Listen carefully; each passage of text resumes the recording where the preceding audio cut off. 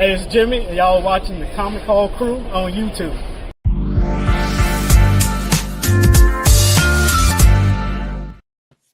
Yo, yo, yo. Your eyes do not deceive you. It is Sunday, and we are the Comic Hall Crew. And we are here for our annual Black History Show, episode 1. Special guest in the building, Brother Bradley from Hero. Thank you. Always welcome to be here. Thanks for having me, man. I love these. Yep. We've got Brother Al in the building. With my ashy hands, I'm sorry, y'all. It's due to my chemo. So ashy Larry. Ashy Larry. Might go get some moisturizer. I'm sorry. And then we've got my collecting partner, tag team partner in crime, Brother Rico. Black Key Comics is in the building. Hey man, put this right there on these hands. New tippy? Yeah, man. That coconut oil. Let me tell you something, cuz you have to pry this from my dead hands.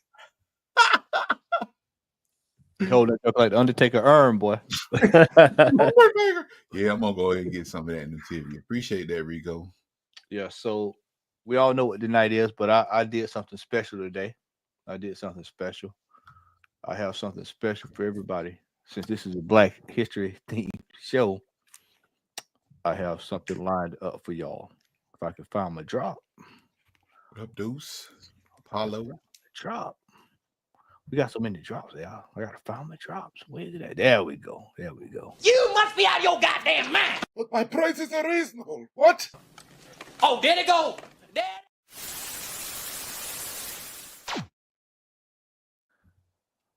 Whew. Oh man. Whoa.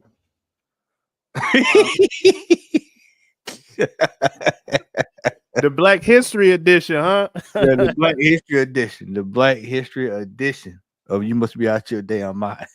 I think that was signed by Fast Willie Jackson himself. And his dad. And his daddy. Good grief. Yeah, and that's not even number one. But I will say this: these books have a very, very low print run.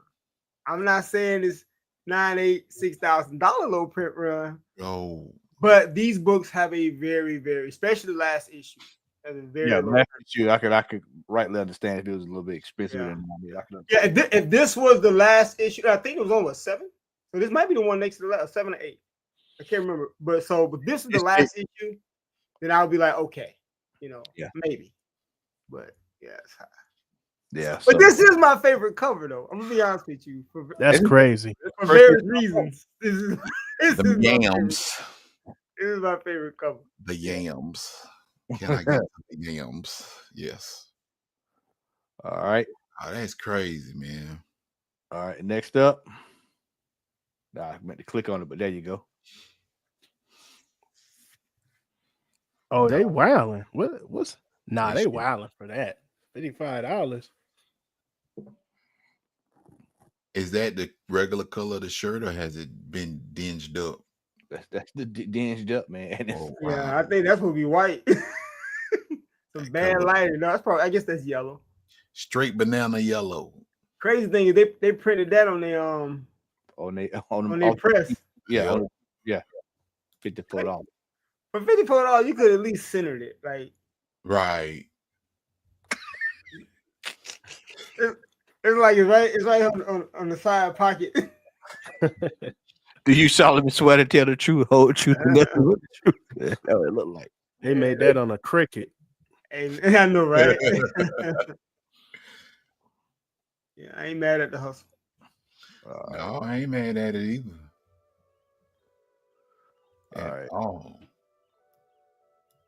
All right. Next up.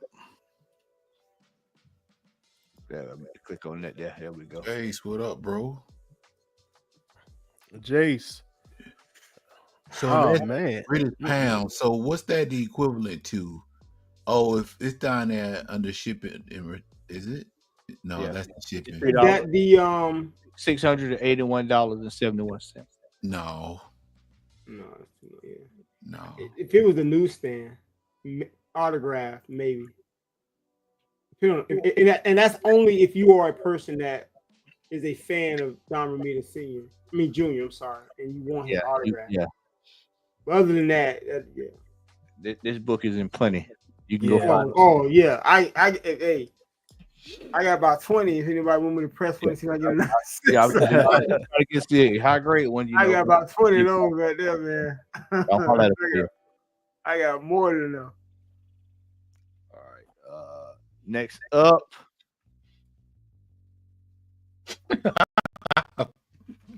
They gotta chill out with that one right there. Oh my God. Now, I will say this though. That is a double XL. And the fact that it's a double XL, that means that you got to pay a premium. So now, I was gonna say back in the day though, hey, 99, 2000. Oh, what? You was in the house with one of them right what? there. Hey, bro, you pulled up listening to Grand Poobah with that on, boy. You was Let doing me tell you something. a little this and a little that. That was outfit number 2 in college. So the first one, man, I'm wearing my Carl Kanai. I got my Carl Kanai on. Then I take that off. Oh, what you got? We about to go grab some meat. All right, let me take it off, man. Put on my cross color. Cross color. Y'all know nothing about that. Are you taking it back? Yeah, we about to do something tonight? Okay. Rico has some money, boy. You buy a cross color. Fubu Platinum, but I'm going to pull out the Brown Hornet edition. Yes, sir. Now, you know what, though? If that right there was a brown, if that was a Brown Hornet? Yeah, I could just, yeah. Just saying. The Brown Hornet, boy. It's not a bird. It's not a bee. It's the Brown Hornet. Brown Hornet. And then we also have the tracksuit. What? Hey, man. I got a funny story, man. So when like Fubu, cross colors, all that stuff was popping, remember, it'd be like just a white t-shirt. And you have like, and sometimes you have a cross color, but it won't even be in color. It'd be like in it's like puffed up of the actual shirt. So there is no color. So it's all white, but you can kind of see the indentation of the word cross color.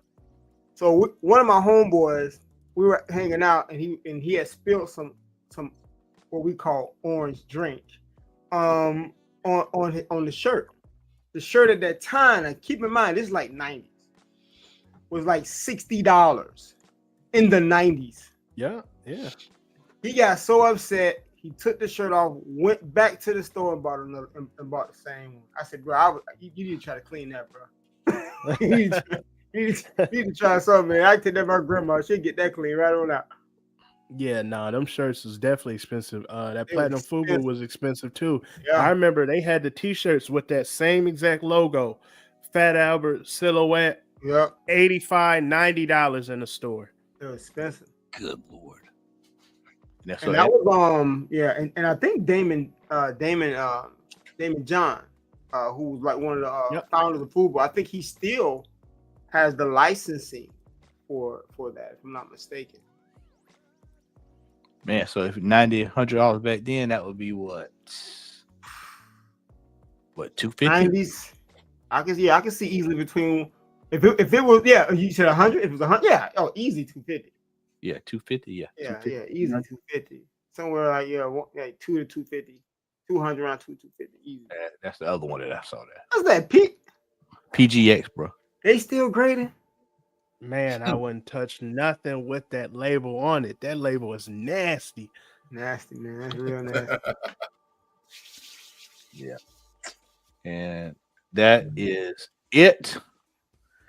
And we'll go ahead and get ready for our main event. Let me go ahead and drop this in. Enrico, we're gonna turn it over to you, brother. Let's do it, man.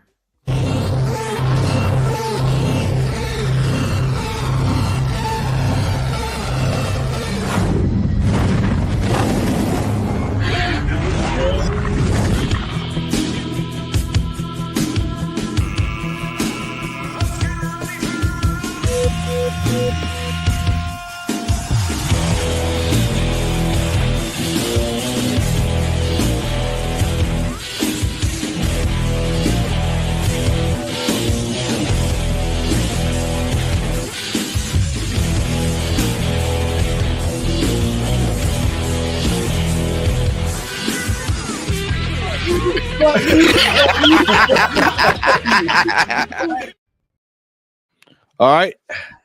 I need to get on that. I need to get on that intro, man. You know what? Hold on, Rico. You read my mind. I need to get on that intro, man. We're gonna freshen it up. We're gonna freshen it up. I'm gonna edit it to put you on there too, bro. Because I just thought about it. I said, hold I need to on. get that intro, Yeah, man. We're gonna freshen that up. We're gonna freshen it up. We're gonna freshen it up. Don't worry about it. It's gonna be freshened up. I think we all know we're thinking about it at the same time. So, you know, it's time. We need to freshen up anyway, because some of that stuff been running for 3-4 years. Yeah. This so, is true. About time for a fresh up. So yes, it's all good, man. I just want to feel part of. Hey, bro, we're gonna get you in there. Feel part of the crew, man. That's all. I want to be ingratiated. I want to be ingratiated. You did? Yeah. We're gonna get you in there. Yeah. You know what? Hold on, just for you, man. Just for you.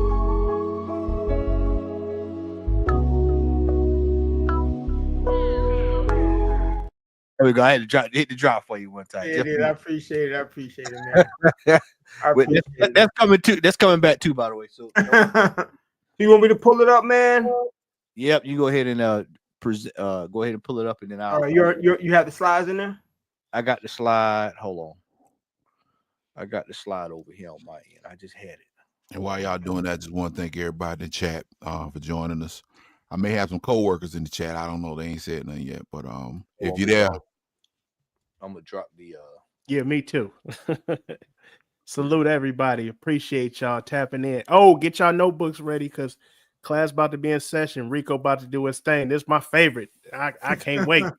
And let me just say this too. If you we got some gems. We got some gems today. There you go, Rico. We got a real big gem tonight.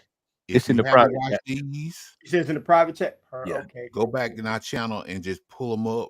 These are some very informative. If you want to learn about Black history, comic books and stuff, the man in the upper right-hand corner is that dude. So do I drop it into the You can do present. Just do present. You can just I got you. Open up a tab. Yeah, open up a tab, hit present, then you can share. I got it. Just show my screen.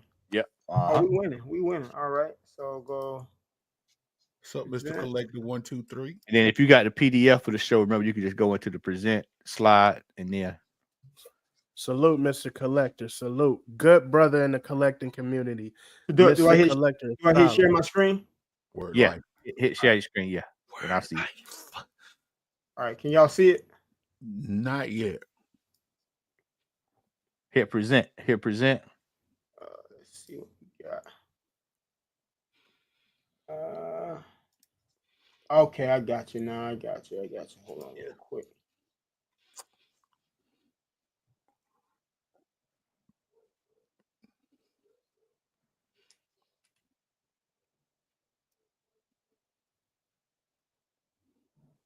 All right, let me know if y'all see it. Y'all see it? Yep. Yeah, it just popped up for me. All right. Oh, cool.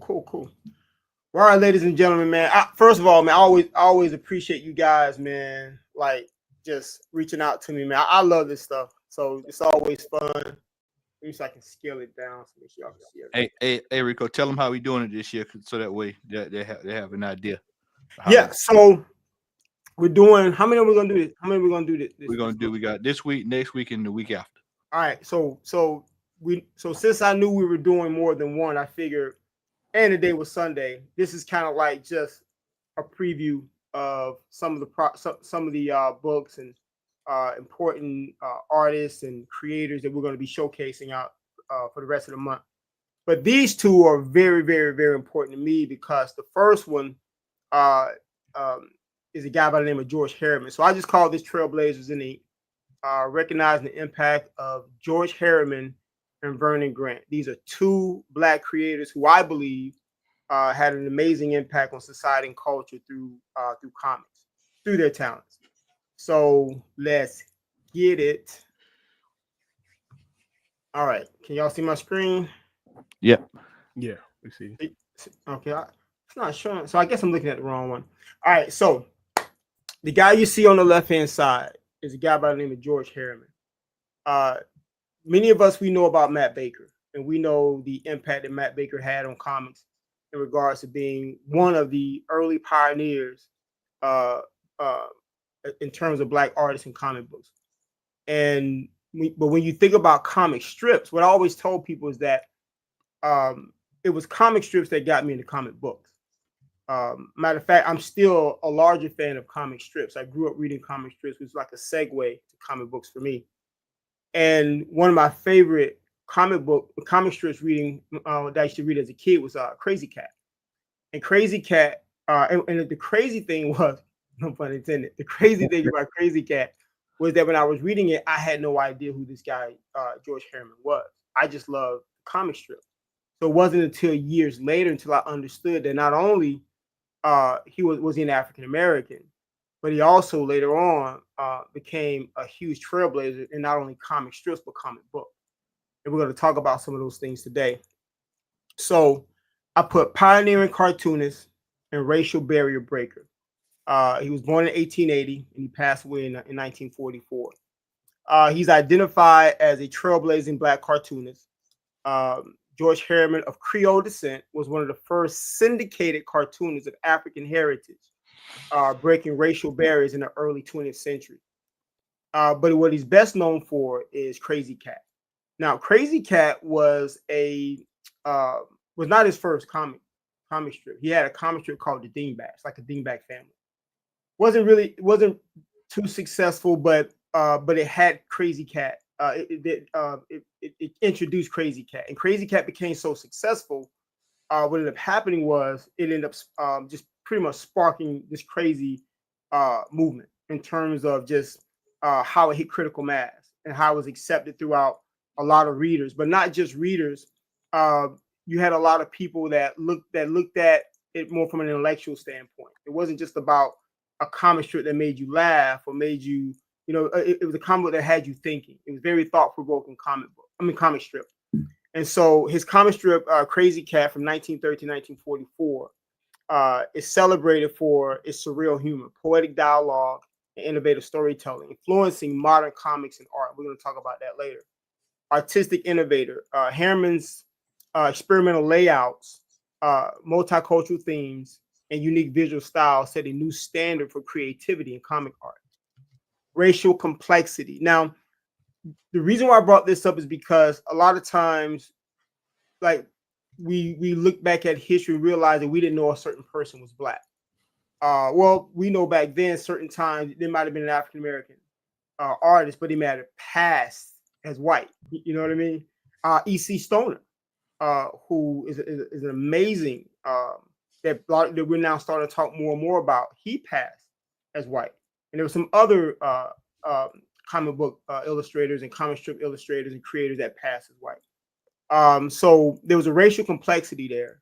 Though of mixed race heritage, Harriman passes as white due to societal pressures, a fact revealed only after his death, adding depth to his legacy.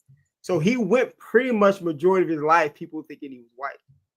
So that's what they mean by the depth of complexity. And it is complex because knowing that he's Black actually went majority of his career passing as a white person, particularly in professional circles. His enduring legacy, Harriman's sketchy style. We're going to see a lot of his style and surreal humor shaped generations of comic artists, including Walt Disney, Dr. Seuss, Bill Watterson, who actually created Calvin and Hobbes, Art Spiegelman, and Charles Schwartz. George Harriman's Crazy Cat is one of the few comic strips that can be considered true art. Hey, hold on just a second, Rico, not to cut y'all. Hey, y'all can't see Trailblazers and Ink right there? I see the main page. Are we supposed to be seeing pictures too, Rico? Yeah, y'all didn't see the picture? No. Wow. I didn't want to interrupt you because you. No, I'm glad you did. I'm glad you did. I'm moving my screen. Hold on. Yeah, I'm moving my screen. I don't see anything. I'm glad y'all said so because it was so funny when I'm looking at it on the. I tell you what, Rico. Hold on. Let's do this. Let's do it again. Yeah. Hold on. So y'all, yeah, I still see the same page too. Yeah.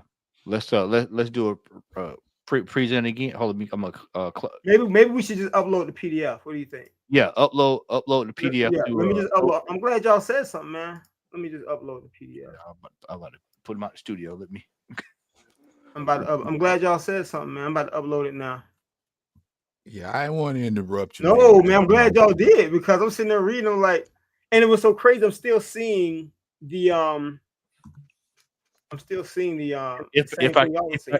if I kick you out, come back in, Rico. I'm just gonna hit this right here. You good. Okay, no. All right. So what you gotta do on that end, hit close your window on that end. Because All I right. can still see stop sharing. Hit stop share on StreamYard. Yep, there you All go. right. Now what you do is go present slides, PDFs, then upload. And you should. Let me do this. Let me log out for a minute and come back in because I don't see the start sharing button showing up.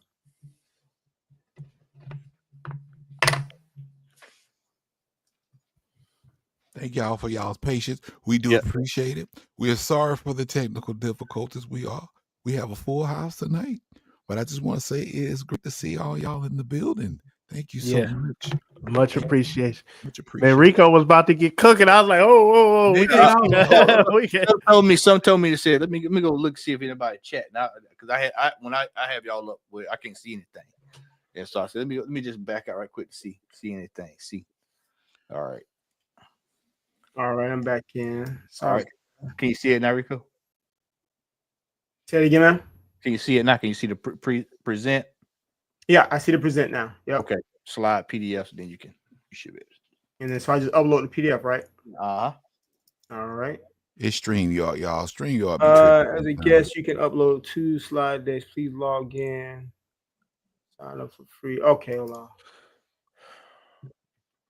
Yeah, they made some changes here on what you call it. Used to be a whole lot easier. Yep. Because remember when I did my slideshows and stuff. Hold on, y'all. I gotta take this call. This work call in here. Hold on. Well, now it's just us two, Brad. Oh, what's up? What's up? Nothing, man. Just trying to keep the momentum going until the presentation is back. Yes, Maurice, indeed. thank you for joining us. Thank you, Maurice. What's up, Jay? What's up, Mayo? This Mayo. Okay, what's up, John Mayo? I got butt dialed. I thought it was somebody else. Oh God, Yeah, that's the wrong kind of dialing. Butt dialing. Yeah, so we just waiting on Rico to get back in. We're gonna be back in just a second. There you go. All right. Yeah, I wasn't logged in. So I think I should be able to do it. It wouldn't let me upload it because it said I wasn't logged in. We back. Appreciate y'all patience. Let's see Mayo in the house. In the building. Right. Now let's try it. All right, it's loading now. I see it loading now. All right, now hit you present. New Village. What's up? Yeah. I got something. New Village. We in business now. There we go. All right. Word life. Does everybody see it? Everybody see it now? Yeah. All right, man. I appreciate y'all, man. My bad, man. So we good now. We rolling now. Yeah, Rico, can you slide over? Can you move the slide? I hope. Apollo crazy. It'll probably play. What'd you say? What'd you say, man? Can you move to the next slide? Will it let you? Are you able to do it? Let me try to move to the next slide. All right, see the next slide? There we go. There we go. This is where now I was. we see why he passed for white. We see now. This is where I was. So we good. We cooking with grease, y'all. We straight. Brother Mayo, good to see you, brother. Good to see everybody in the chat, man. Make sure as y'all come in, make sure you hit that subscribe button, like and share. Hold on 1 sec. Make sure you go give Heroes After Dark some love too. Oh man, listen, everybody follow everybody because it's gonna be a big year for everyone. That's right. Slouching and couching. Thank you for joining us. Hold on 1 sec, yo. Yeah, we go try to get that background off. No. Background good. Hold on 1 sec.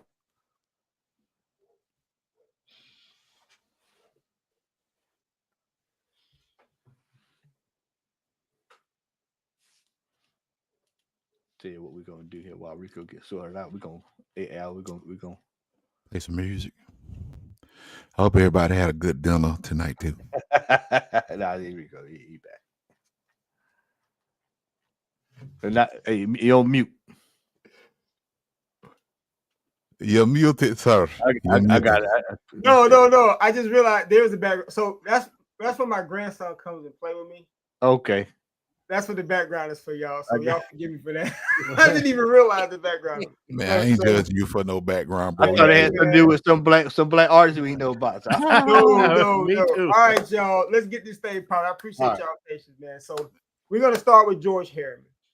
The focus of this presentation is I chose two artists, George Harriman and Vernon Grant. And the reason why I chose these two artists is because not only were these are two artists that we don't talk about. Sometimes every once in a while what ends up happening is we learn about it, we learn about someone, and then we talk about that person and we just wear it in the ground, which is good. You know, we'll talk about Matt Baker, we'll talk about AC Hollinger, we'll talk about AC Stone, we'll talk about all the, Jackie Orms. But what ends up happening is, we kind of stick with those and we fail to realize that there's so much more. And the two people I'm going to be talking about today played a serious role in how a lot of us collect. And so the first person is George Harriman. And so what I place as his title is a pioneering cartoonist and racial barrier breaker. So I'll read through the bullet points again real quick. So these are the things he's identified for. He's trailblazing black cartoonist. George Harriman of Creole descent was one of the first syndicated cartoonists of African heritage, breaking racial barriers in the early 20th century. His creation that he's known for is Crazy Cat. His comic strip Crazy Cat is celebrated for surreal humor and dialogue, surreal humor, poetic dialogue, and innovative storytelling, influencing modern comics and art. We're going to talk about that as well.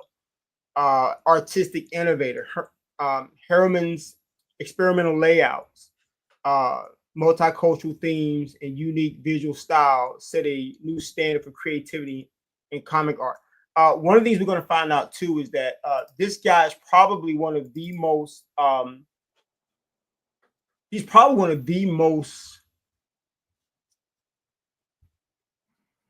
written. He has so many books written about him from modern day historians and writers. So he's probably the most reviewed and studied black artist during that era of anyone.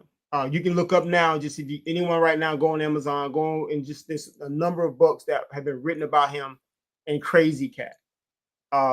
Racial complexity. We talked about the racial complexity. Now that y'all can see the photo, though of mixed race heritage, Harriman passes white due to societal pressures. A fact revealed only after his death, adding depth to his legacy. And we talked about all the influences from people like Dr. Seuss, Bill Watterson, who created Calvin and Hobbes, Art Spiegelman, Charles M. Schwartz. This is a quote from Bill Watterson. He wrote, and this quote is at the bottom of the page. He said, George Harrison's Crazy Cat is one of the few comic strips that can be considered true art. Harriman was a man ahead of his time, working in a medium that didn't understand what he was doing. And yet he managed to create a timeless masterpiece. So we're going to go to the next slide. So now you're going to, these are different panels from Crazy Cat. And we're going to talk about Crazy Cat because we got to understand why this comic strip was so important and why so many people, even to this day, it's written by so many different authors. Crazy Cat debuted on October 28, 1913 and ran until 1944, becoming one of the most critically acclaimed comic strips for its originality and its artistry. Although it had a limited mainstream success, Crazy Cat was highly praised by intellectuals and artists. This was a comic strip that many people will look at now, that people study now through sociology, psychology. Now, we're going to also talk about how sometimes people are infusing things that are unnecessary, that they shouldn't be, but that deals with the complexity and the depth and the layers that he provided in a lot of his work. So let me tell you about Crazy Cat.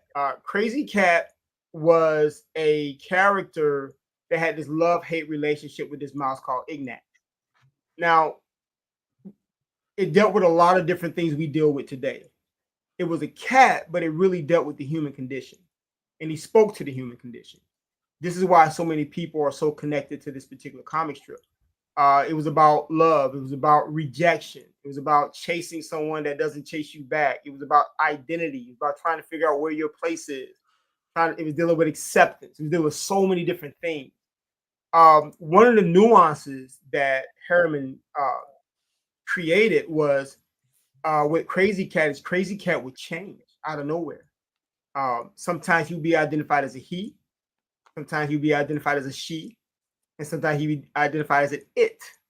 And then sometimes he would change his name from Cat to Ket. So he would change so many different things. Now, the problem that when you research about this particular character is that he's so complex that it's easy for everyone from all different walks of life to connect to him, regardless of your race, your nationality, your sexuality, however you identify. This is a character that sometimes always finds a home in different places.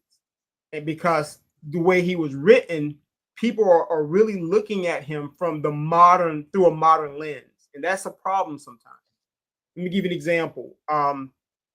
If anybody in here, this is not a religious thing, but everybody just study theology.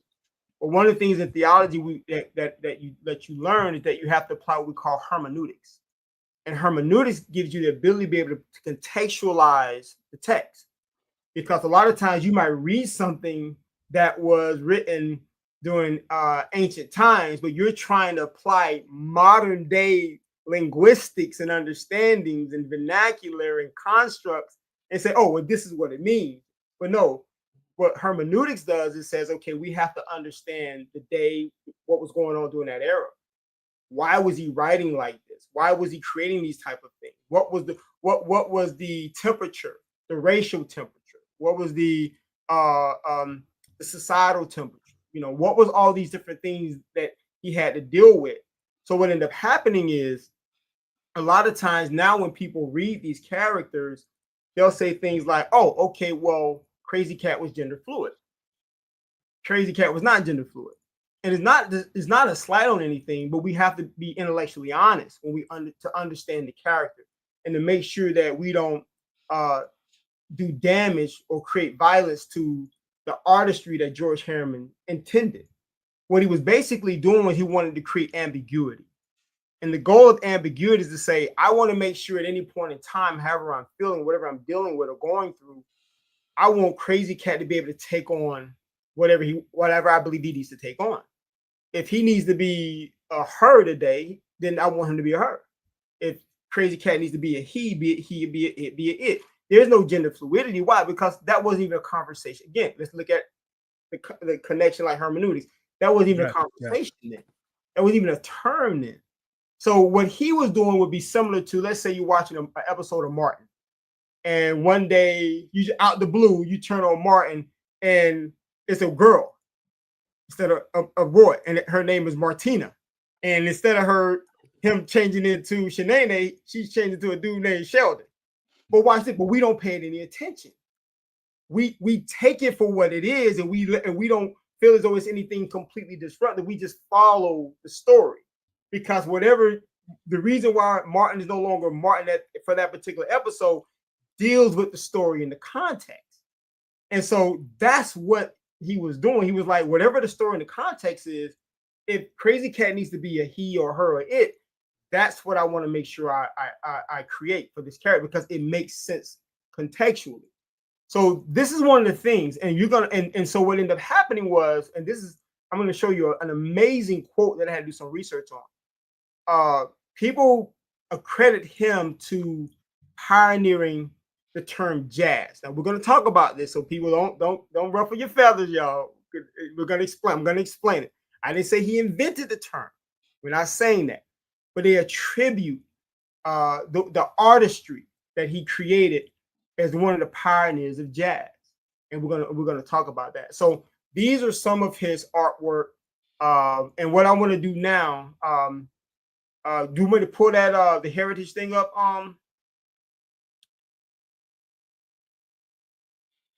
You on mute, Matt. There we go. So That was about to be my question. How much them strips going for? I want you all to see something very important. The prices. Yeah. So look at that price. George Harriman's artwork is one of the most sought after original artworks that you can go after. It's not even close.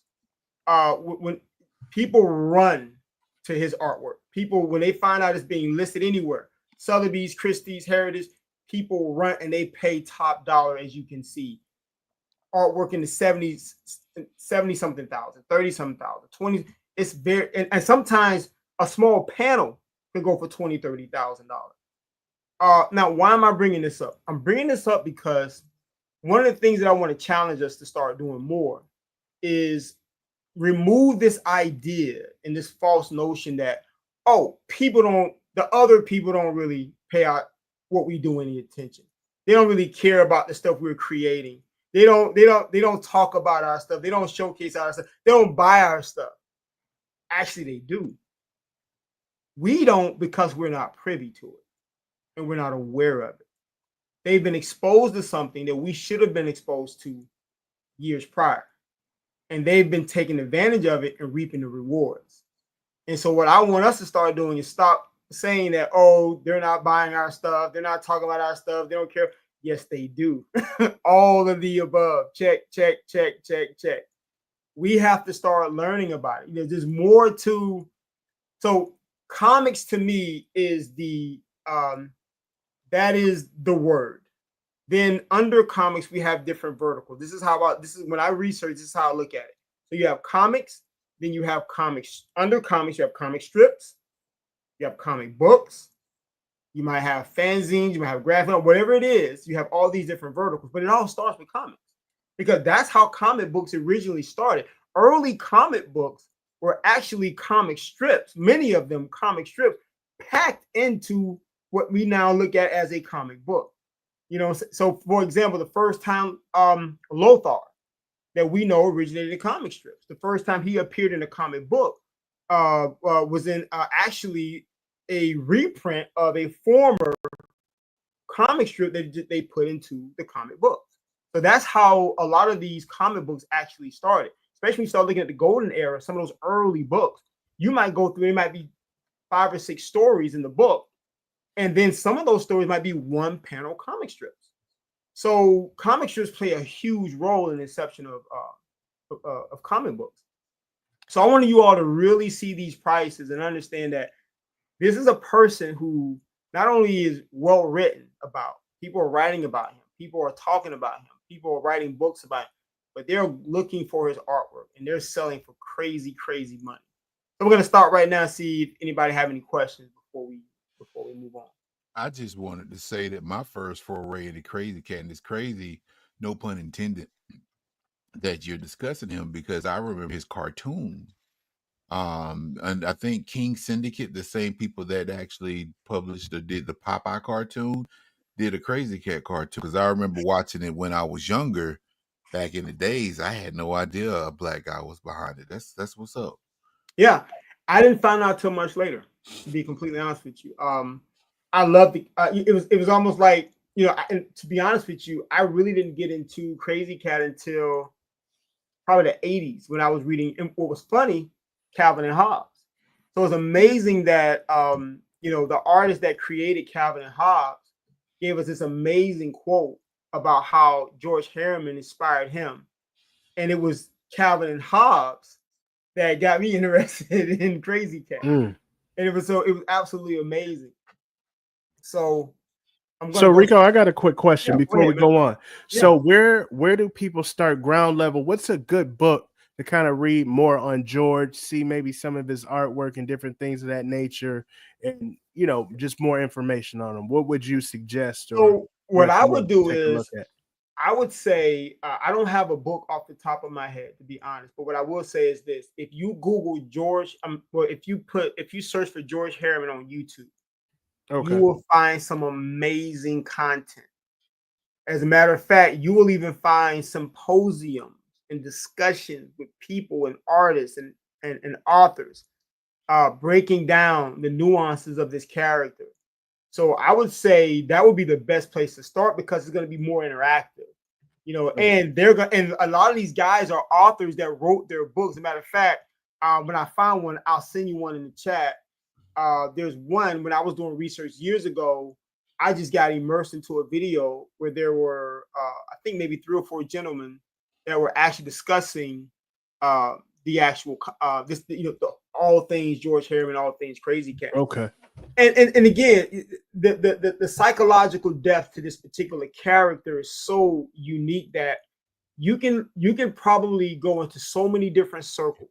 This is why Crazy Cat is so amazing, and everyone finds a way to connect to him. Now, I think a lot of times they're doing it this justice because they're trying to infuse modern day constructs within a character that was really just trying to exist through a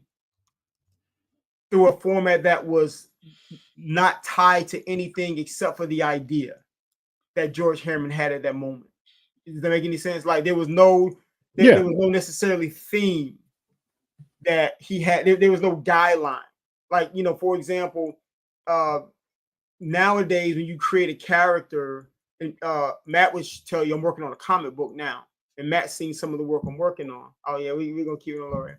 And one of the things that the earliest part is just developing the character, creating the brand, setting the brand guidelines, understanding how the character exists, and not trying to overthink it, but make sure you have something foundational so that as you scale, as the character scales, it always stays true to its essence, right? Well, what ends up happening is people end up removing the essence of Crazy Cat when they do that. They take away the very thing that makes Crazy Cat special and unique. So that's why I would just say, you know, I think it's good. You're gonna fall in love with the stories, amazing stories. But we're gonna go to the next slide. This is gonna be very okay, for sure. Now we're gonna bring it to comics because we know we like to talk comic books here. Comic books because we know like to talk comic books. So this book, once I realized, it took me some time because for years I was trying to figure out, okay, did he ever appear in comics? And at the time, I think what's the app? The Key Collector comic app? Yeah, Key Collector. Yeah, so they didn't have them at the time. I type in like Crazy Cat, I didn't see anything. So now I think it's in there now, but this was like a while ago when I was trying to find the comic book. So I was like, I know he exists in the comic book. You're not gonna tell me he didn't exist in the comic book. I was like, where's the first appearance of Crazy Cat in the comic book? Well, the first time Crazy Cat appears in a comic book is in 1937. Woo. Yeah, 1937, Ace Comics #1. That's the comic book. I'm gonna read something. Ace Comics #1, published in 1937, was a pivotal moment in comic book history, featuring the work of George Harriman, a trailblazing Black creator. By including Harriman's Crazy Cat strip, the comic introduced the first Black created intellectual property in mainstream comic books. Now, this should give you goosebumps because we talk about, the first appearance of T'Challa in the book, the first appearance of Friday Foster, the first appearance of Lobo, the first. Okay, that's great. That's fine. That's cool. This book right here is the first time that a Black intellectual property, a Black created concept idea that went from character to story form was featured in a comic book. That alone, for me, checks every single box. Yeah, no, that's heavy. That's heavy for sure. Every single box, because it's before we got the For Us By Us All Negro comics. Way before. Say it one more time, Rico. So it was before we got the For Us By Us. Before that, about the comic book, it was the first what? Not. Yeah. This is the first time that a Black created intellectual property appeared in mainstream comic book. Now watch what this. Does that mean? It means that a Black person that not only created the character but wrote the story is now featured in a comic book. Also, to add to that, in the Gerber, because we didn't even talk about this, Rico. In Yeah, the yeah, Gerber, bring the Gerber. Yeah, I didn't talk about that either. the Gerber has it listed as a number 7. Ooh. So that means that this book, you got is about much chance of me probably winning the lottery before you find this book. Yeah, Mm. yeah. I think there's one on eBay, if I'm not mistaken. There's one on eBay. They want a nice little ticket for it. But it's one on eBay. But let me finish though. This book gets me excited because when I found this book, it literally completed my comic book. It completed my desire to continue to search for comics. You say, well, is that a good thing or a bad thing? Al wants to ask a question. Go ahead, man. You had to hit me to Gerber because the only Gerber I know of is baby food. So what is Gerber? This is the hold on. Yeah, so Gerber is what they call the Gerber Scarcity Index. This Yeah. is the Yeah. photo journal. Mhm. This is the hard. This hell. These even hard to find. Yeah. I was about to say that looks pretty rare. So Yeah. so just to clarify, that book actually shows like books that are like super duper uber rare and stuff. Yep. Yeah. So Yep. some of these books you can only actually see the cover in this book. That's it. Yeah. Some they'll tell you that some books is only the Really? cover. Yeah, absolutely. And that's across the board, like Across any the board. comic book for the most Well, part. this is that's- Golden Age. This is Golden Age. This- Golden Age. yeah, this is all Golden Age stuff. Yeah. Wow, I didn't know that. Yeah, Golden Age. That's cool. So sometimes me and Rico will reference this if we can't find if we go look for a book and let's say it's not on the census or it's not on listed on CB what is it, Rico? CGC. CGC. Yeah. Then we have to go all the way down to the Mhm. to the Gerber. So do they update that book like Overstreet? No, this man did all this by hand. Wow. Yeah. I think there's different volumes. I don't know how many volumes there are, but I think there's a couple of volumes. Yeah, so that's the Gerber Scarcity Index. It really talks, and they graded on. I don't know the exact grade, but something like almost impossible or likely possible. Yeah. I don't know the exact term. Somebody in the chat might know. But it breaks down how difficult it is to actually find this particular book.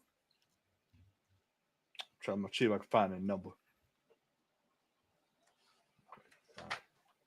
I know it's rare. Anything over 5 is normally rare. I wonder what the CGC. Let me pull up the. I wonder what the CGC. How much on the CGC census?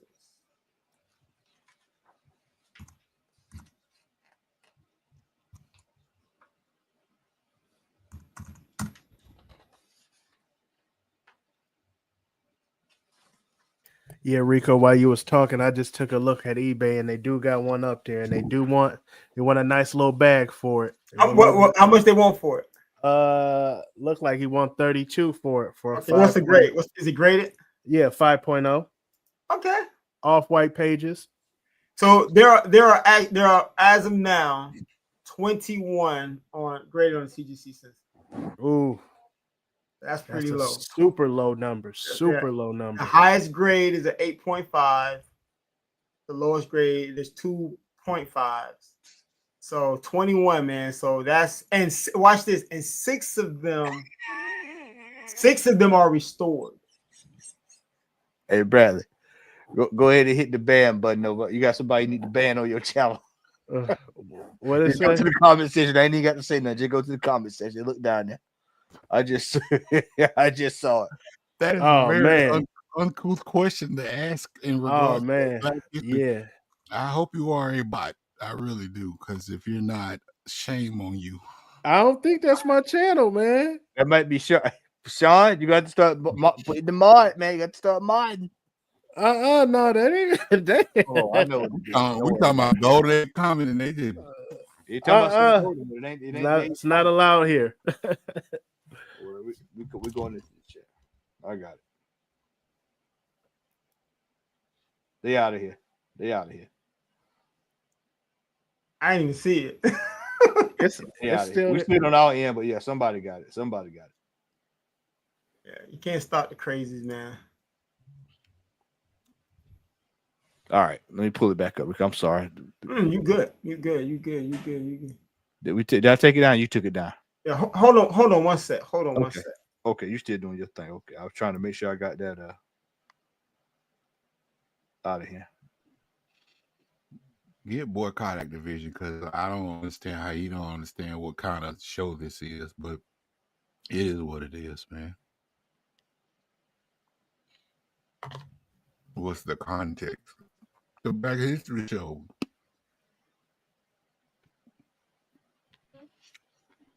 Yeah, up until this point, I feel like Rico's did a wonderful job of explaining, providing context, and not only that, photos as well. So, anything else, man, we're gonna nip that in the bud and keep the Black History going. Yeah, I mean it's quite obvious what this show is. It's quite obvious what this month is. We're gonna be talking about this, and I tell you what, make it even easier for you. It's gonna be next week, the week after, and the week after. They're not gonna stop it. They're not gonna stop it. Well, don't worry. And then it's probably gonna be might be some in March too when we start doing music.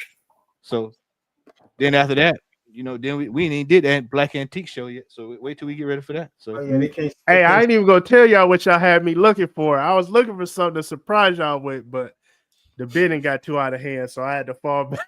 I had to fall back. Yeah, they can't stop it. What, Christ sandals? Nah. I was looking for a Michael Jackson glove. Oh, dude, I used to have. I had the Michael Jackson glove, the Michael Jackson socks. I had the beaded jacket that had where the sleeves came off and the zippers in the back, so it was legit. Yeah. Well, yeah. There you go. 1866. Yeah, that's it. Yep. Yeah, man. But whenever y'all ready, man. Appreciate y'all, man. Go ahead. We go ahead. We go ahead and bring it back, Rico. You guys, it's on your end.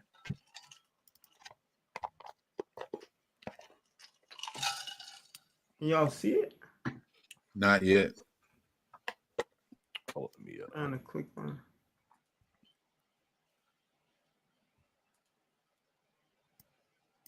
I tell you what, it's on slide 4. I'm a re-add it, Rico. Let me do it. I got it right here. I got it. Okay, good. Appreciate it. So we'll just finish this slide here. That is so important to understand. Like because if you're about Black creative control, Black ownership, if you're about IP ownership, especially in the era now where we're learning that some of our favorite characters that we grew up that were independent characters, they don't really own what we think they own. They can't make the decisions that they really want to make, even right now in 2025. And I'm not going to say any names, but it's amazing. And so the fact that we saw something like this, that what we can witness and understand that this happened in the 30s, in my opinion, is so important. So I'm going to finish this slide. At a time when the industry was overwhelmingly dominated by white creators, this was a groundbreaking move toward greater representation, visibility, and importantly, the establishment of creative control for Black creators. Harriman's work in Ace Comics #1 not only showcases innovative storytelling and unique artistic style, but also demonstrated his lasting influence on the medium. This milestone stands as a testament to his talent, resilience, and vision, helping to lay the foundation for future Black created intellectual properties and the broader recognition of Black artists and storytellers in the comics industry. Michael Tesseron did an amazing quote. He said, "Harriman is truly the godfather of the modern graphic novel." So that's the quote that's at the bottom. And that's a heavy quote right there. That's a heavy quote. I mean, that's a term that's used with him a lot. Sometimes people say Black Godfather, or sometimes you say Godfather, but this is a guy that's calling him the godfather of modern graphic novel. And that's why I was saying, when you're studying, comics in general, and you're looking at all the different extensions and verticals up on graphic novels, the comic books, the comic strips, graphic novel is in that vertical. It's part of that. But when you talk about graphic novel, now you're getting into the narrative, right? You're getting into more than just the artistry of it in terms of just what we see visually, but you're getting into the actual, the words and the impact the words have and the storytelling and all those different things. So that's pretty dope. So let's get to the next slide. So now we're gonna get to the jazz quote. So this is a quote that I found when I was doing some research on George Harriman. This is a powerful quote, and I put where it came from. The quote says George Harriman's cartoon revolutionized the genre and influenced Walt Disney, Jack Kerouac, Art Spiegelman, and even pioneered the word jazz. That's crazy. That's crazy. Now, I knew if I shared this quote, there was going to be some people say, oh, because a lot of times people don't understand that words can be used not to be taken literally, but to be taken in the spirit of the word, right? And I think, and this is what the artist was saying. So I started doing some research, and then I'm fortunate to be in a small group of, I'm not a historian. I just love researching, but there are some guys I know that really I would call historians, and they've taken me on, and they've taught me how to really do fact check things, research things, look at things contextually. And so I started talking to some of these gentlemen, and we started just really looking at it and deep diving. Like, what did when the person wrote this quote, what did he mean by pioneering the word jazz? And we started looking at it, and this is what we found. I'm going to read something: the connection between Harriman and jazz, and this really breaks down how magnificent Crazy Cat is, and why Crazy Cat is considered something even bigger than just a comic strip. It says Harriman's work didn't just push visual boundaries. His use of dialogue also defied expectations. He was known for creating playful, whimsical words and phrases, which added to the surreal, dreamlike quality of his comic strips. In a way, Harriman was part of the cultural movement that embraced the evolving, energetic spirit of the jazz age.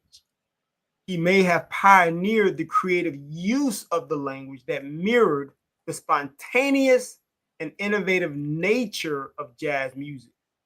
In short, the phrase pioneered the word jazz does not mean Harriman literally invented the word jazz. Rather, it points to his role in shaping the creative and cultural environment in which words and concepts like the improvisational, playful, and experimental nature of jazz could emerge and flourish in both music and language. Harriman's innovation to the realm of comics helped open the door for a similar level of creativity in other cultural spheres, including music, literature, and art. The reason why I think his artwork is so sought after is because, like I was saying earlier, whether people are injecting modern constructs into his creations or they're actually understanding the nuances and taking it the way he intended, there are so many groups of different types of wherever that gravitate and have ingratiated themselves within in his world, and they connect to him in some way. Crazy Cat connects him. So it may be the her, the he, the it doesn't matter. They find ways to realize, because when you really read, I would encourage you to really read the book. I'm only giving you like surface level stuff. The nuances are so, like, the storytelling is so amazing. And don't get caught up. He's using, he is Creole Haitian, and so there's going to be you're going to see a lot of that dialect in there. You're going to see a lot of the Southern dialect in there, but there is no racial type of issues going on with the words. This is a black man that is writing how he talks, how he sees things. He's writing improvisationally based on each particular circumstance, which is what allows Crazy Cat to take on different shapes and forms and names and different things. So we're gonna close here with Crazy Cat and George Harriman, and see if y'all got any questions, and then we'll go to the next artist. No, I'm glad you kind of added context to saying he pioneered the word of jazz, how they did the correlation, because now I get it based off of the previous, work you showed about how Crazy Cat took different forms to bring points across. And when you're thinking about jazz and its inception, how many different sounds and barriers and different artists and things that they use to bring points across. So that was good. up until today, I've never heard of George Harriman. So again, I love these. So that was a good one. And yeah, I love that. I enjoyed that. Yeah, you know what I would say? I would say, I love the way you broke that down. I would say, think about Love Supreme. Any Coltrane. Yes. Amazing album. If you think about Love Supreme, there's only 4 tracks. But every track gives an emotion and a different type of worship, because John Coltrane, remember, he said, this is my gospel album. And a lot of people don't know that. Now, not gospel from the traditional standpoint, but he was going through this spiritual passage or rite of passage. He was kind of going through the spiritual journey. And that's why the first one, I believe, is called Acknowledgement. And when you listen to the tonality of acknowledgement and the rhythm and everything, but then when it goes to resolution, right? Then when it goes to pursuance, yeah, and everything, and then it goes to the last one, Psalm, and it takes you from all this turbulence, up and down volatility, to now the Psalms, where now it's like this type of praise and worship. It's absolutely phenomenal. And I think that's what the author was saying with that. He was saying that that's what jazz is. It's this spontaneous, improvisational style with drums and techniques and horns and all these different things. And I think, and that was the style that George Harriman took. Right. No, most definitely. And then now that I think about it, when you speaking, you kind of think about like Marvin Gaye, What's Going On, or Stevie Wonder's songs in the Key of Life. The Key of Life, yeah. These different complexities in the records that was on there. So no, that's a great correlation to how they compared his artwork and his writings and things of that nature. That was a good one. Yeah, absolutely. So that's George Harriman, ladies and gentlemen. This is my GOAT. So just so you know, this is the guy who, for years has played a pivotal role, and not just as a comic collector, but just his narrative, his writings, his artistry, his storytelling, his worldview, how he saw the world, things like that. Just like sometimes people kind of find ways to connect with characters, and they fall in love with certain characters, and how some people look at X-Men and how Claremont did certain things, and how now they say how they can connect to those characters in that way. That's what Crazy Cat and George Harriman did for me, and that's why when I was finally able to get my hands on that book, man, it was the moment I was really excited about. So we'll go to the next. Unless you got something to say, Al? Nah, you would just talk about me with all that X-Men stuff. So and really, one last thing, that's just what makes stuff timeless, right? When you can capture the complexities of life, the dialogue, the time, the socialism, all that stuff. And then we can go back and look and like, this was forward thinking, and this is what's going on now. How do we combat this now? So right. Absolutely, man. So the next the next artist you guys are gonna love. This is for the Blurs in here. So any Blurs in here, I think you're gonna appreciate this one a lot. This is a guy by the name of Vernon Grant. Now, not to be mistaken by another Vernon Grant. The difficult thing about researching Vernon Grant is that there's another artist named Vernon Simeon Grant, that he was a great illustrator, but he's also created Snap, Crackle, and Pop. He did a lot of illustrations for Kellogg's and different things, and posters and all these different illustrations for marketing materials back in the day. So when you search Vernon Grant, typically, sometimes you'll end up finding that person. But this Vernon Grant is absolutely phenomenal. And the fact we don't talk about this guy, and this is what Black History, it's not just about repetition. There's nothing wrong with repetition. It's also should be about exposure. Should be about bringing light to people that we just don't have conversations about, and people we should be having conversations about. So Vernon Grant, I title this, visionary comic creator and advocate for peace through art. And you're going to see where we're going to go with that. So these are some of the things that he's known for. Manga pioneer. I'm going to hit y'all with it Wow. right now. Wow. Vernon Grant is the first artist to introduce authentic Japanese manga visual styles and storytelling techniques to English language comics. Let me repeat this, ladies and gentlemen. Vernon Grant is the first artist. Look it up. Look on Wikipedia. Look on Library of Congress. It's the same. You're gonna find it. This guy right here that you're looking at, this gentleman that you can hardly find a decent photo for, is the first artist to introduce authentic Japanese manga visual styles and storytelling techniques to English language comics. He's basically accredited. Grant is widely accredited for the first artist to introduce visual style and storytelling concepts of Japanese manga. He also served 3 army tours in Japan in the 1960s and stayed to write about manga as well as creating his own work. So he is now responsible. Now, someone probably else would have done it sooner or later, but this guy you're looking at is responsible for bringing manga to English language form to us the way we know it now, which is amazing. He was the first to do it. Look him up. He's the first to do it. So now his most famous work is a series called The Love Rangers. And we're going to really take a deep dive on that book. Grant's 1977 comic book, The Love Rangers, was a digest-sized, very small book. Inspired series that blended mature storytelling with themes of love and peace. Now, that's you're gonna find out that was his angle. Now, he wrote some mature content. Let me tell you on that.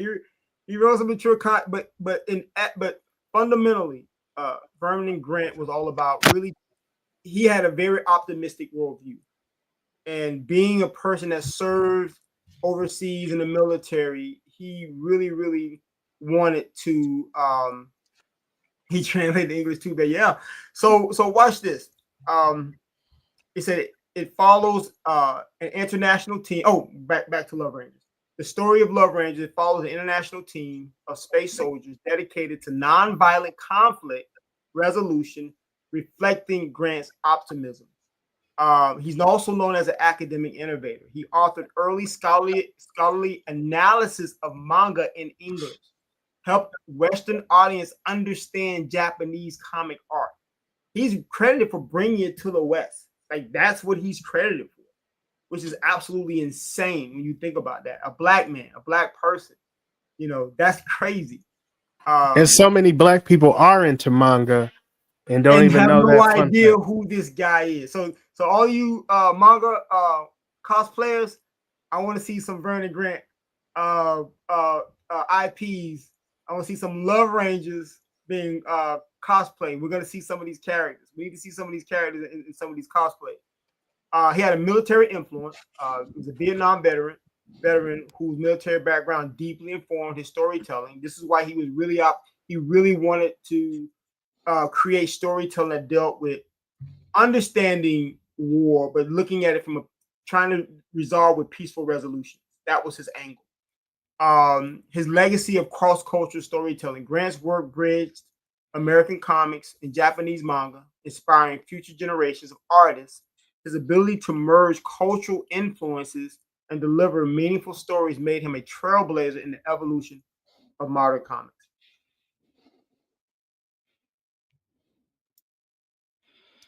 All right, so now this is the comic book that he's known for. The Love Rangers series ran from 1977 to 1988.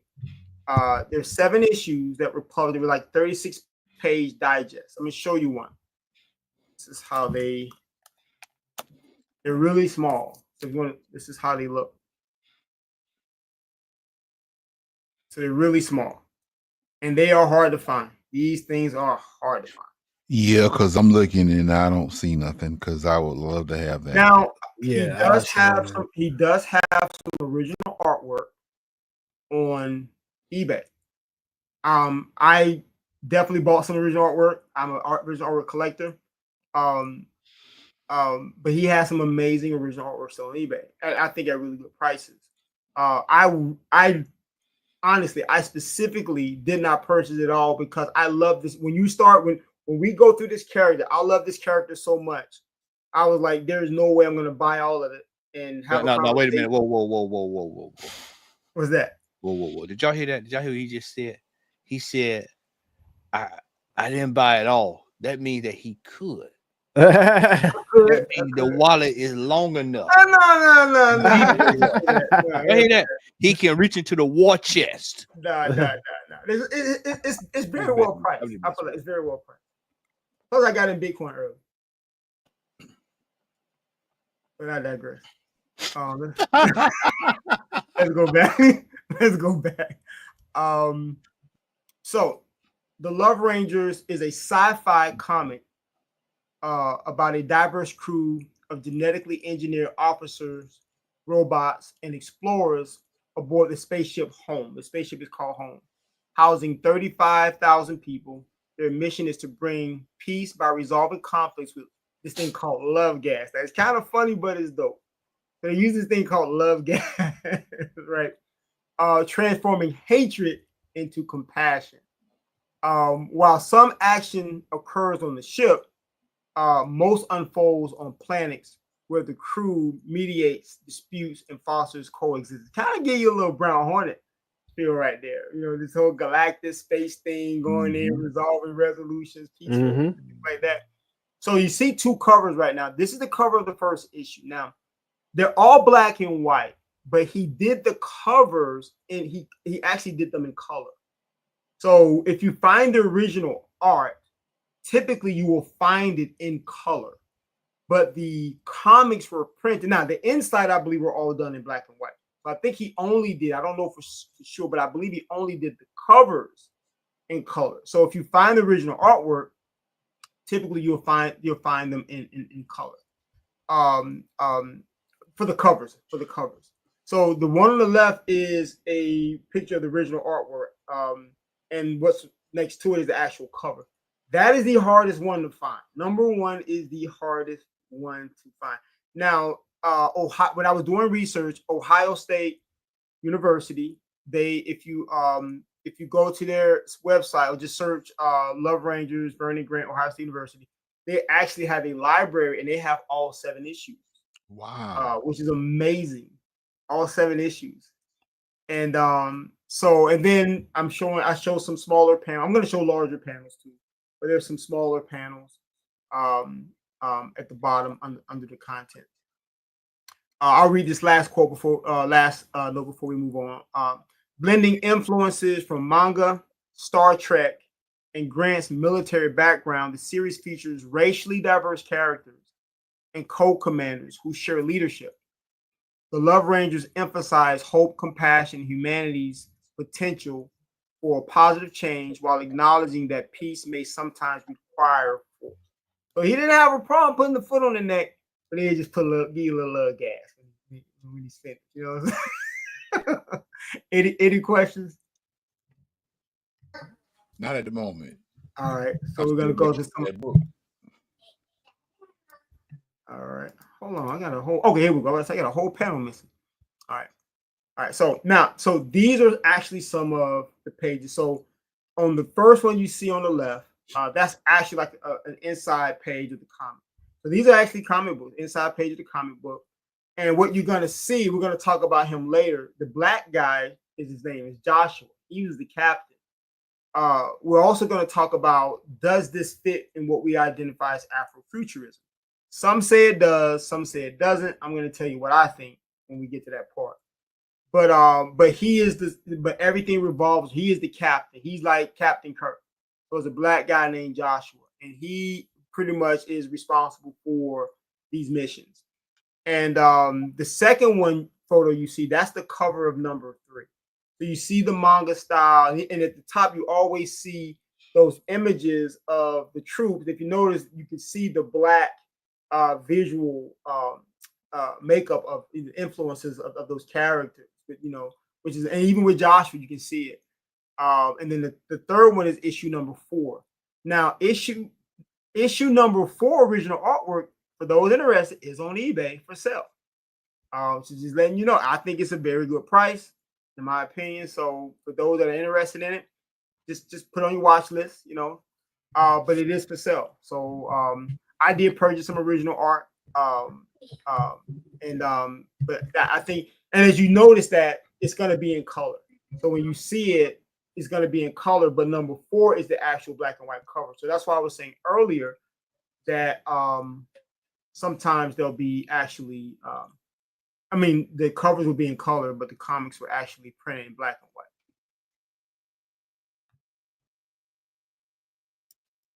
All right. Now, this is a conversation. People that are familiar with Bernie Grant, Love Rangers, they're familiar with this. Sometimes when you're having conversations, especially with people within our community, they start asking questions. Is this black? Is because the character is essential? It revolves around the central black character. Can we categorize this as Afrofuturism? So I labeled this a vision of unity and hope in a futuristic, diverse world. So this is the case that I have. This is me talking. I put the case for Afrofuturism. While the Love Rangers isn't explicitly Afrofuturistic, it shares key elements with the movement, particularly in its portrayal of a black protagonist, Captain Joshua, and his optimism and his optimistic vision of a diverse, inclusive future. The series imagines a galaxy where people of all races work together for peace and understanding, reflecting the core values of Afrofuturism, reimagining the future through a lens of racial unity, technology, and hope. The Love Rangers may not fit neatly into the Afrofuturism genre, but its themes of empowerment, diversity, and a hopeful, inclusive future resonate deeply with the movement's core ideas. So by centering a black leader in a futuristic narrative focused on cooperation and nonviolent conflict resolution, the Love Rangers aligns with Afrofuturism, broader goals of empowerment representation. But me personally, I don't know if I would say it's Afrofuturism. And the reason why is because those that are into Afrofuturism know that it goes beyond the surface, and the narrative itself has to speak to something socially, psychologically, that we're dealing with that carries over into that story. Things that we can inherently understand that this story represents not only who we are visually or as a race, but what we go through, what we experience, whether it's trauma, whether it's oppression or difficulties or different things like that. I don't know if this does that, but if somebody said it did, I wouldn't argue with them. And if someone said it didn't, I wouldn't argue. It looks like the elements are there. Right. It looks like the elements are there. I haven't read the story, but Right. just from the artwork and the paragraph you put together, and I mean even from the photo, down to the Black Power, what's that pennant?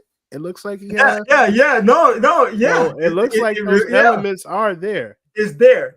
And that's why I said I'm not. There's nuances in every genre, right? And I think maybe even you can even say there's a spectrum in every genre. Again, if someone said it did, I could see a strong case. You can make a really strong case.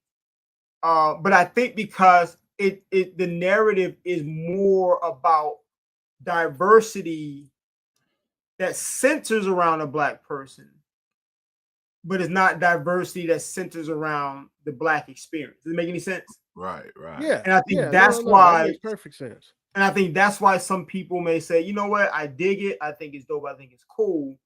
I don't know if it checks that box, but it definitely is a book that I might want to add to the collection. You know what I'm saying? To me, it actually gives shades of because I'm old as dirt, but it gives shades of a couple of old anime. One was called Captain Harlock, and the other one was called Space Battleship Yamamoto, which over here was called All Star Blazers. But yeah, I mean, I can see the themes, and what is argued as Afrofuturism could be argued, but I'm kind of inclined to agree how you just explained it, more so that it was,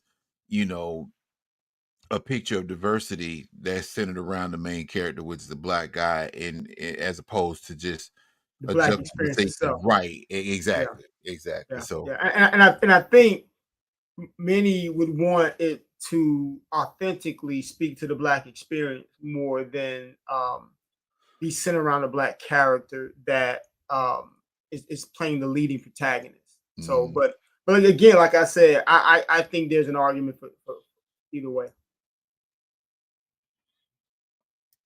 Now, these are other notable works of Vernon Grant, and Matt will tell you these go for a ticket. So, if you want to build a collection of Vernon Grant, you already know about the Love Rangers, those 7 issue series of Love Rangers. But actually, the first work that he came up with was Stand By One. These are on eBay. They're not cheap, but they're not super expensive. They can be expensive. Like I think some can go as high as $700 for the book. Some can go as low as maybe like, what was it, Matt? Maybe 120. Yeah, 150. But you a really good copy. This is gonna set you back a little bit. Yeah, it's gonna set you back. Now there is a reprint, so if you're gonna buy that, you get this copy. This is the first print. This is the original copy. There were only 13,000 copies of that print, so it was not a large print run at all. 13,000 copies for something printed in 1969. I would imagine you'd be lucky to find a fourth of that, a fourth of that. You'd be lucky. I don't even think it's that many out there. So I think that's probably why a lot of people, put such a premium on it when they list it on eBay. The second book is really expensive. It's even more rare. I don't know the print run, but it's almost impossible to find. Now there is one on eBay. How much they want for that one, Matt? Which one? The monster? A Monster Loose in Tokyo. Let me see if I can find it again. Yeah, I think they want that for about $500. Now I've only seen right now currently 2 of these on 2 of these online. One on eBay and one. How much they want? 500. 500. Okay. Now the reason why Monster Loose in Tokyo is kind of dope, from my understanding, that was one of his earlier manga-related works, or style works, or works that was more influenced by Japanese culture. And then the hardest book to find, matter of fact, let me tell you how hard it's to find.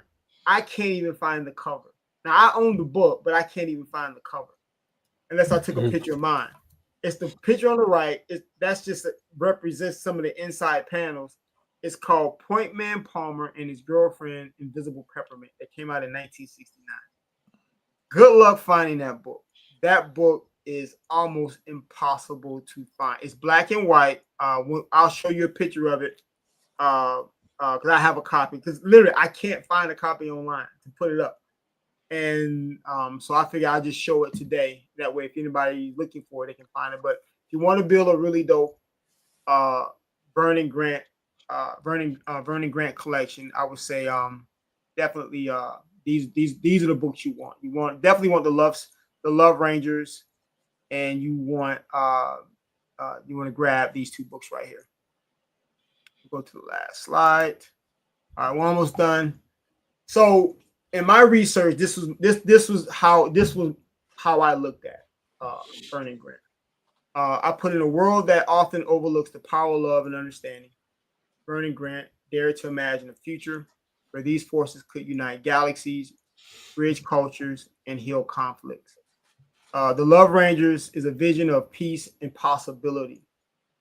It is a profound testament to the power of storytelling to inspire hope and change.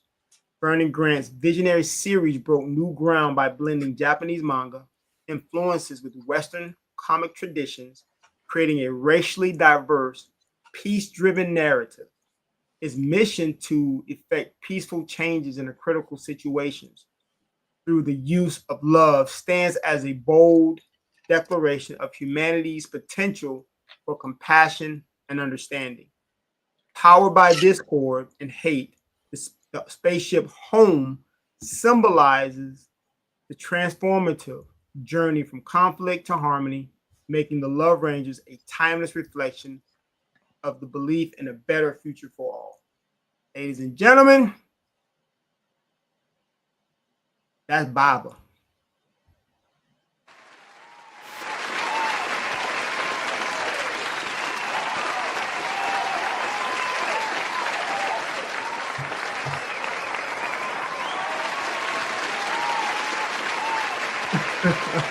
You did that. You did that.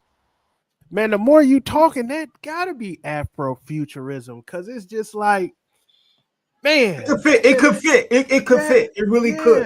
Yeah, it could fit. Man. You know, I would love people that are really into it. That you know, I've read some. I'm not really, you know, grounded in it, but I would love to hear their take. I would love to hear people that's really ingrained into it to see what their perspective is. You know, because I think it's a great conversation. Like I would love to see an Afrofuturism panel discuss the book. That would be absolutely phenomenal. That would be. That would be like absolutely amazing. And then at the end, you know, everyone on the panel determine like how does this fit within, you know, that genre. That I would love to watch that. I would be interested in hearing what's the missing element. If not, what's the missing element if we're looking at everything in totality? And I would have to read the book too. Yeah. So I've read some. I don't have all the issues because they're hard to find, and you can't really find them online. But I would say, what I would probably say, someone would argue and say, it doesn't speak to the Black experience in totality.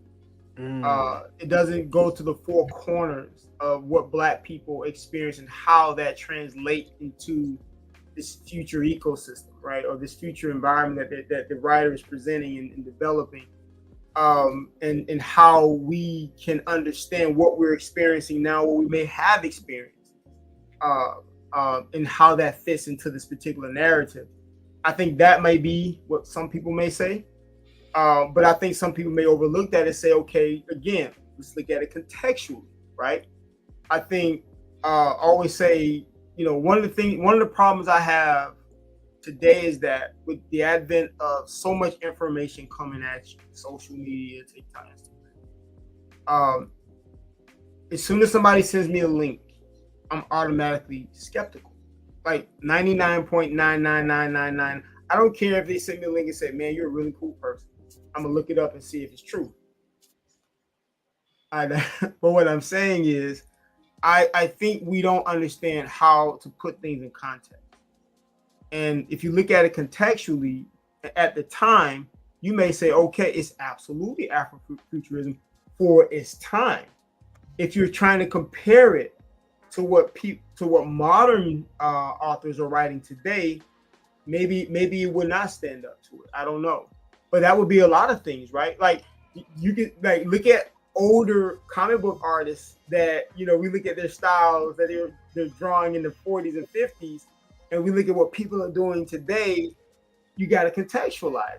Yeah, no, most definitely. You can't. It's not, you know, it's not apples and oranges. You have to really make sure you understand like the techniques, the equipment, everything that we have today is completely different. And then just the exposure and the understanding and how to go out and find ways to evolve your style is much faster now than it would be back then. But I think that'd be a great conversation. I would love someone to have that conversation. If anybody has that conversation, if y'all do the video, man, send me an alert. I'd love to watch it. I would love to see that. Yeah. And I mean, if you just think about even that time, the thought, the dream of the Black experience, nonviolence, getting to this point, like we kind of still there in a sense, socially, right? We kind of still there. And you picked up on something that a lot of people would not have saw. You saw the Black Power. You know, he talks. You know, the book talks about how love and hate is sometimes is fueling this engine, right?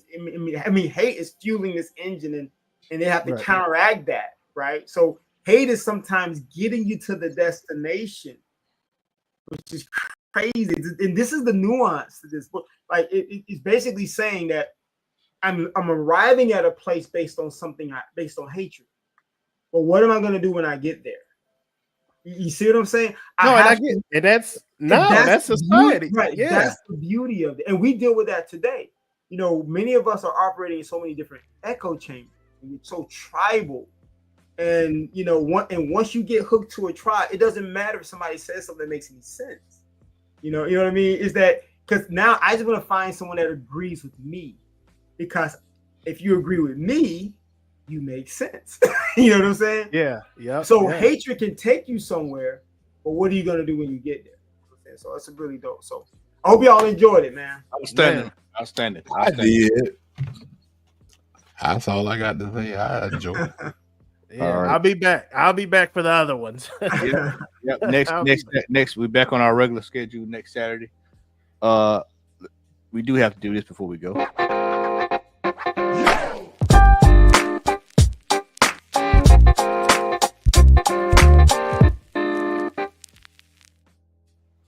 Rico, panel, anybody? You want to I'm share? gonna do it. Hold on, real quick. Let me grab something. I gotta grab something real quick. Yep. Yeah. Do you have anything, brother? No, I ain't been to the comic store in like 2 weeks, man. So, Brother Bradley, you got anything you want to share, brother? Yeah, I did pick something up. Let me go grab that. I did pick something up. Got you. Steve is sending my shout out to Steve White. He's sending my my X-Men number 2. What was the grade? What did you get the grade on it, man? It was a 5, I think. 5. Woo! Yeah. That's bad. 5, bro. That's all right. Yeah, man. Oh shit, right there, brother. Yeah, it was 5.5. He's sending something else to All right, me. man. I figured if I'm gonna do it, I had to grab my book, man. So y'all know we just got through talking about this is my grail. Wow. Rico. Wow. This is my grail. Rico. I'm talking about, man. That's what I'm talking about. Heavyweight champ Of the world. I actually got this. Beautiful book. I actually got this last year at the Ruben Blades collection that was auctioned at Comic Connect, I believe. And what was so funny was I think I might have bought 5. I don't think I bought 5 comic books last year because I really been buying comics. And when I saw this book, I said I'm gonna win this book. I said I'm gonna win this book. And fortunately, I think I got a steal, man. So Yeah, that's highway robbery, man. Highway robbery. Yeah, I'm really excited about the book. I got a few more I want to show you, man, real quick. This is the book I want to show you guys. This was the book I said is very hard to find. Find it because you can't find this picture online. So this is another book of Vernon Grant. This is the Point Man Palmer and his invisible his girlfriend, Invisible Peppermint. So this is the book. It's a comic book. It's a literal comic book. But he did a lot of stuff in black and white.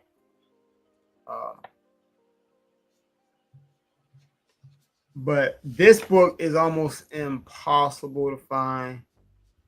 And let me show you a few more. You saw this book right here. If you're looking for Vernon Grant book, This is the Monster Loose in Tokyo. I didn't pay $500. I didn't pay close to that. So, and then this is the Stand By One. Nice. Supreme. So I gotta get that Monster in Tokyo. that's my home. All right. Now break out that Malcolm X rookie card. No, just I'll say that for the next one. Now, so real quick, we like our Second Amendment covers. I grabbed this just from the Killmonger series, the 1 in 25, the Jeff DeCal. Brian Hill did a really good job on this series. I hate it was so short. I know you're glad you waited to get it. Oh yeah, for sure. Oh man, You saved some bank on that, bro. Listen, all of those Black Panther books that spiked at the peak and the popularity and all of that, man, they came down. You're getting them next to nothing, man. You're getting them next to nothing now. So I'm grabbing them while I can before the tariffs come. So Yeah. All right, I've got a few. I picked up a few things, but I do have some stuff that I have that was actually here in my house. I am actually going through the process of cleaning out my grandmother's old beauty shop, and so I'm just coming by jewel after jewel after jewel. So we're gonna start with some of these right here. Lord. Oh yeah, we're gonna start with some shampoo, Them the old school ones. old school. Yep. Nice, nice.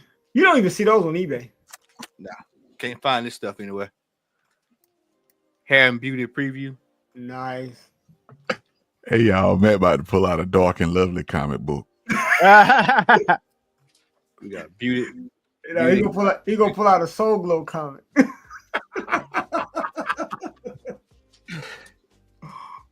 Dudley Q. Oh, that's a classic.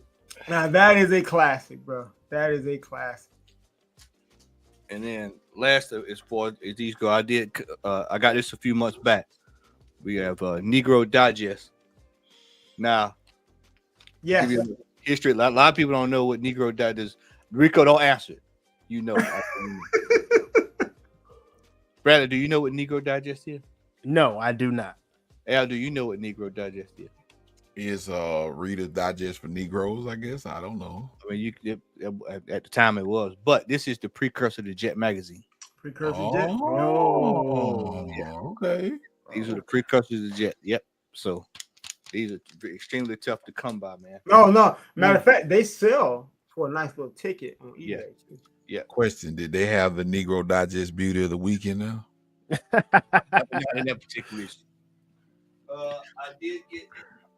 I did pick this up.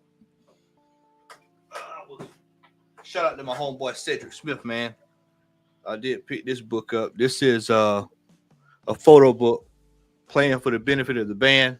Nice. This is about down in New Orleans celebrating the jazz. But it's a photo book. And so it's got a lot of cool photos in it, man, from back then. Nice. Shoot, it made me think about something else. I think I got another one down there. Hold on, y'all. Another book. Yep, right here. This is another book that I picked up. Photo book I picked up called Black and White America. Oh, nice. Oh, I think I'm interested in I that. like that typeface. This is a book that was taken during the civil rights movement. Well, for photography, it was taken all during the civil rights movement. And so, Wow. bunch of great stuff. And then last but not least, this book here is this is Bahia, Rio São Francisco, and this is, I'm gonna try to get my Portuguese correct. This is Responsável in Salvador. This is a book. This is a really cool book. This book goes over the African. It's a photo book about African lineage in Brazil, and so you get a chance to see what life was back in the early 1930s. And the coolest part about it is you get to see Black life of what it was like in Brazil Right. back then. And that's dope because don't Brazil got like the second and third largest like Brazil black? is the second largest Second. Okay, second. concentration of Africans outside of the continent, outside Africa. Yeah. So you can see all this cool stuff, man. So yeah, that's it for me, man. But Man, that's dope. I got Wow, to man, look that's at some of those crazy, man. photos. That's crazy. so that's that, man. That is it. And I want to say I wasn't looking at the comments, so man, thanks to everyone for all the nice comments. Looking at a lot of the comments, I appreciate you guys. Just all the nice comments you all shared, man. Thank you so much. Appreciate it. Ladies and gentlemen, we'll be back again on our regular Saturday for episode 2 of our annual Black History Show. Make sure that you like, share, and subscribe. Make sure you hit that notification bell so that you'll hear when we go live. I want to say thanks for everybody joining us on this Sunday evening. Shout out to everybody who came through and showed love. Rico, once again, man, outstanding job as always, man. Always the one of the most looked upon things that we get to this towards this part of the year this is one of my favorite things to do. So Yes. thoroughly enjoy it. All right, sweet. Who that? Who that? Who that? Who that? Who that? Who that in the building?